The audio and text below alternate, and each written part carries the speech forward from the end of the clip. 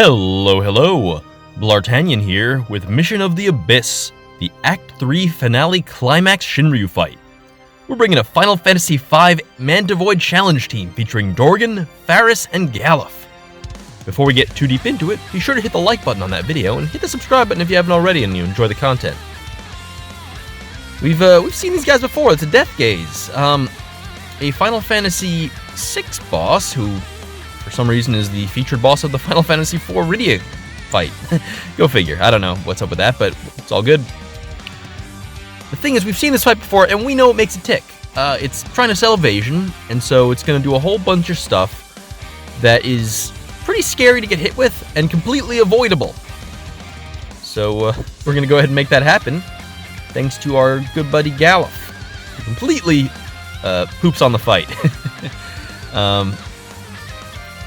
Last time we did this fight, on this channel at least, we used Gabranth and Sephiroth as our kind of, FR Wombo combo and just, did that to enable Galuf doing crazy big counters.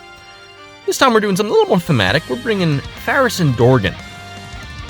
Dorgan, of course, great off-turn damage FR with hilarious synergy with Galuf's counters breaking them. Faris is here, in theory, because of her trap for off-turn damage, but really it's just the Final Fantasy V theme. In practice, Faris does not actually do a whole lot in this fight since, well, you'll see. It gets pretty dumb. Because I remembered with this fight, I was like, okay, I remember, evasion and dodging and countering was really good here. However, traps are a little bit, not bad, just like less broken because of how the mechanics of the fight work. You'll see what I'm talking about if you haven't already done the fight, of course. Dumb little Faris tech there, subtle little stuff. When she starts with her free turn, I always start with her skill 1, then her skill 2. Reason being, her skill 1 is high turn rate, and so if it charges the EX gauge slower because it's high turn rate. And so to make sure she can hit her EX on time, if you start using the free turn, it charges it like a regular skill as opposed to a high turn rate. At least I'm pretty sure it works out that way. It seems to, but I don't know. For all you Faris fans who are trying to figure out the best way to use this incredibly powerful character whose FR I'm not pressing this fight, spoilers. That's something for you, I guess, because there's not a whole lot to talk about here. The thing is, Galuf dodges everything that this fight throws at you. Well, just about everything. As you can see, the debuff still hits, which is funny because it's a speed down debuff, and that really does not bother us in the least. In fact, it's kind of cool. Honestly, Faris is almost a liability here because she gets rid of the enemy's speed up buff, which would mean more counterattacks. But, well, anyway, we're just about ready here to get this show on the road with the FR, so we're going to go ahead here, use the Lena Call, because the enemy does have an AoE Brave Gain Down debuff they put on you that I didn't want to have to deal with. So we have the Lena Call, and now we have the Dorgan Force Time bonus. Oh man, it's so cool. Image Slash Plush is pretty dope. One nice thing about Faris here is her LD is Wind Element, so at the very least we can proc Dorgan's, like the little on-turn bonus she gets. Now, let's get into the fun part. So all of these thresholds, they do Reaperize, they do like Rip, Tear, whatever they do. They do all sorts of kind of auto threshold attacks. And yeah, I think here I forget that that Dorgan re-breaks, but anyway, the consequence of that is each time they do it, they draw a counter from Galuf, and when they draw a counter from Galuf, that's a good chance they're going to draw a break from Galuf, and if they draw a break from Galuf, they draw an Image Slash from Dorgan, and there we go. See, they go out of break status with Rip, which you do it for every attack, and it just... You can see things are going to go really poorly for these guys. I could probably press Auto Plus at this point if I wanted, and just kind of let it play out, and I'm sure I'm not the only person who's Auto Plus at this battle, or would have Auto Plus this battle, I should say. I end up not actually pressing the button, because... whatever, that's one extra button press I'd have to do.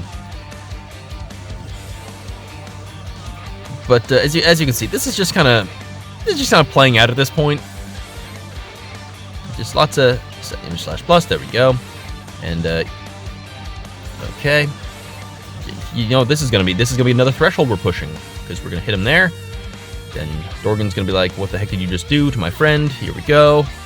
Very shonen of him. And that's below 50%, so there's another counter. And here we go again. They trigger the Banish Engage, which triggers the Rip, which is an Unbreak, so Galuf gets to counter and gets to break it. It feels kind of like I built a Rube Goldberg machine here, just a little bit. Jeez. And it just continues. There's no end to it. It just keeps happening. It just counter. And every time we do, of course, we're boosting that FR gauge, so it's just going to be even more damage, which means easier time hitting the thresholds, which means... this is going to be... Yeah. Anyway. The bosses do have... I believe they resist all elements, if I remember right. Yes, you can see we're not hitting weakness damage there, but you can just... It's not absorb, so you can just imperil. You know, it's trying to sell Rydia as, like, true imperil, but, like... I don't know, man. That said, I'm sure without, like, Galuf or Edge or, like, you know, dodge characters, it's a very different experience. So, I am kind of talking this fight up as if it's nothing. If you don't bring the characters that it wants you to bring, evasion, basically, I'm sure the Rip does a lot of damage and ignores mitigation, so that's potentially a lot of problems. And you can see they toss out a ton of just stuff your way. I might try a non-evasion team later, we'll see. But for now, this was just a nice, chill way to start my day. Just kind of watching animations play out while I drink my morning coffee. It just keeps happening. Anyway, that's the entire fight in a nutshell. You can see Faris has just been sitting there. Her traps aren't going off. She's just like not really doing anything while these two carry the fight. But anyway, that was something, wasn't it? I hope you enjoyed. Thank you for watching through to the end. I know it was a little bit of a cutscene by the end of it, but I hope you enjoyed. I'll catch you in the next video, and you stay cool. Adios.